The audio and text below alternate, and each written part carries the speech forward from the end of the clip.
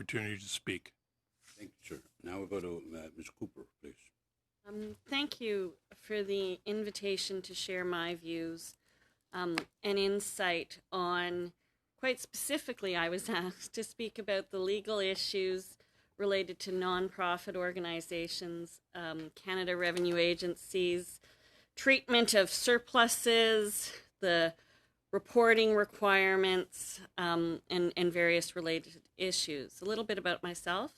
I'm a lawyer with Gray Chap Twitzer LLP in private practice since 2005. But before that, I was a tax litigation lawyer with the Department of Justice and a rulings officer with Canada Revenue Agency. A former partner of mine said in 2005, I came over from the dark side. I suspect CRA and Justice might say the other way. I also teach a class on the law of charities and not-for-profits, and we titled that class after actually Don's Don's book, The Law of Charities and Not-for-Profits, and that's at the University of Ottawa and the Faculty of Common Law. Because of the information in the invitation I was sent, I want to focus my remarks quite specifically on the application of the key sections of the Income Tax Act, in particular paragraph 149(1)L, because that's the provision that provides the tax exemption for nonprofits. You should understand, though, that this is just one paragraph in a very long section that exempts all kinds of organizations from income tax for various and sundry tax policy reasons. Many of the organizations that Canadians commonly understand to be NPOs are not exempt under paragraph 149(1)L, but other paragraphs, and that includes boards of trade, chambers of commerce, all kinds of agricultural organizations, all kinds of municipal organizations. So I'm going to focus my remarks on paragraph 149(1)L, but subsection 149(1) lists all kinds of organizations that are exempt from income tax for all kinds of reasons. And one of the first legal issues that we often deal with is exactly which of these baskets the organization fits under, because quite honest, some of the rules are a little less strict. Some of CRA's applications of the provisions are a little less strict if you can fit yourself under one of these other paragraphs. Just sort of a little bit of a information in terms of a technical nature. I'd like to also begin with a bit of a nomenclature issue, and in this I'm paraphrasing direct from Don's book. The terms non-profit, and I mean non-profit, and not-for-profit, not -for-profit, are often used interchangeably, and generally refer to organizations whose profits are not passed on to their members. But as a lawyer and as a legal issue, I teach students at the get-go that they're actually very precise terms, that when you use non-profit, you're referring to the organizations that are exempt under 149(1)L and have to fit within this sort of set of criteria in order to benefit from the tax exemption.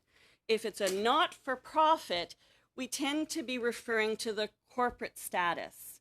They're usually incorporated under a not-for-profit corporation statute. And I say this and spend the time because that just highlights the complexity that the sector faces. Charities are not-for-profit corporations, but they are not non-profit organizations from a tax perspective. And I can draw Venn diagrams for law students, and we can spend a good hour trying to get law students who have already taken basic tax and basic corporate law before they even understand that distinction. And those terms are used to refer to organizations that have a far-reaching influence on citizens' well-being. Social, family, community groups, sports, recreation, arts, culture, all kinds of engagement in various sort of social pursuits. There's 170,000 or more. That's one of the big issues. How do you count these organizations? And NPOs in Canada. If you take out about 80 to 90,000 that are charities, we can count those because they have to register. There's still a large number of organizations, and the greatest number of those non-profit organizations exist in the form of a voluntary association, meaning they're not incorporated. So if they're not incorporated, it's even less likely that we count them. If they're incorporated, there is an obligation to file a tax return as a corporation, and so we can count them because they have to file the tax return. But if they're small and organized as a voluntary association, they're just not on the radar unless they're of a certain size. Also, many nonprofits are established under special legislation.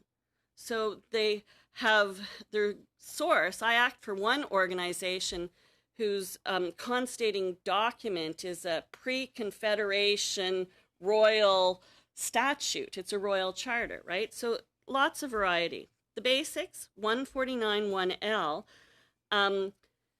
provides that the organization can't be a charity, has to be organized exclusively for social welfare, civic improvement, pleasure, recreation, or any other purpose except for profit.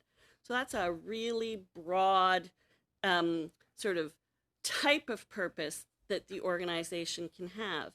They also have to be operated. So you have to be organized exclusively for social welfare, civic improvement, any other purpose except profit, but you also have to be operated. And it's that part of the statutory provision that causes the most controversy, and I'll come back to that. And then the organization can't distribute or otherwise make available for the personal benefit of a member any of its income unless it's a specific kind of organization.